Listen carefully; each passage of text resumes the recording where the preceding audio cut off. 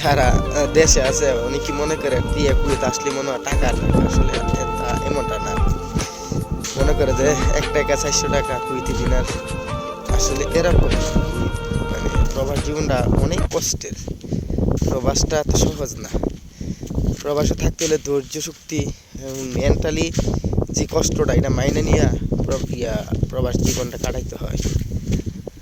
আর Kuwait রাস্তায় টাকা পয়সা থাকে না, অনেক হার্ড ওয়ার্কিং করা লাগে, পরিশ্রম ছাড়া আসলে কোথাও টাকা নেই। যেমন বাংলাদেশে পরিশ্রম না করলে টাকা নেই, বিদেশেও নেই। যদি বিদেশে কুয়েতে বা আরব গেলে যেই কষ্টগুলো মানুষ করে, ওই কষ্টগুলো যদি বাঙালি আমরা বা যারা প্রবাসে আছে সবাই যদি দেশে কাজ করতো, তাহলে এর চেয়ে ভালো টাকা ইনকাম করতে পারতো এবং প্রতিষ্ঠিত হতে পারতো। আসলে আমরা আমাদের মেন্টালিটিটা এরকম হয়ে গেছে যে বিদেশে আসলেই যেন খালি টাকা টাকা কোটি কোটি টাকা কামাই লাগব, আসলে তা না। তো যদি সৎ পথে থাকেন কোটি কোটি টাকা করতে পারবেন, ওই খায়া বাচ্চা ফেলে সন্তান একটু সুন্দর করে চলতে পারবেন।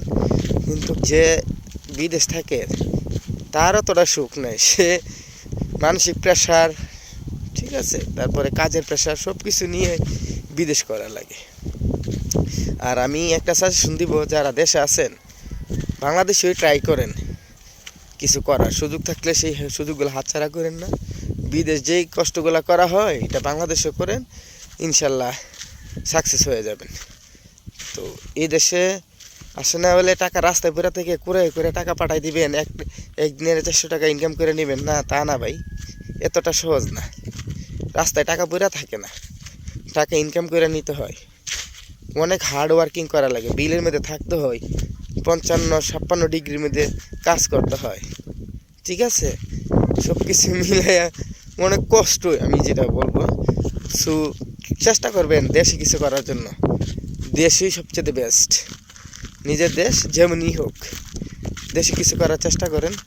বাইরে অত সুখ না, যেইটা আমরা দেখি মানুষের ছুটিতে যায় তো তো সেন্টেন লাগাইয়া কাপড় চোপড় সুন্দর সুন্দর কাপড় পরে ঘুরে, মনে কর হয় না জানি কী করে রয়েছে। আরে না ভাই, এখানে কোনো লাখ সাহেবের চাকরি না, অফিসে চাকরি না। শিক্ষিত মানুষগুলো যেসব কাজ করে দেখলে অবাক হয়ে যাবেন, ঠিক আছে। এদেশে শিক্ষার মানে এতটা ভ্যালু নাই আমাদের রাজনীতিদের জন্য। সো ট্রাই করেন দেশে কিছু করার জন্য।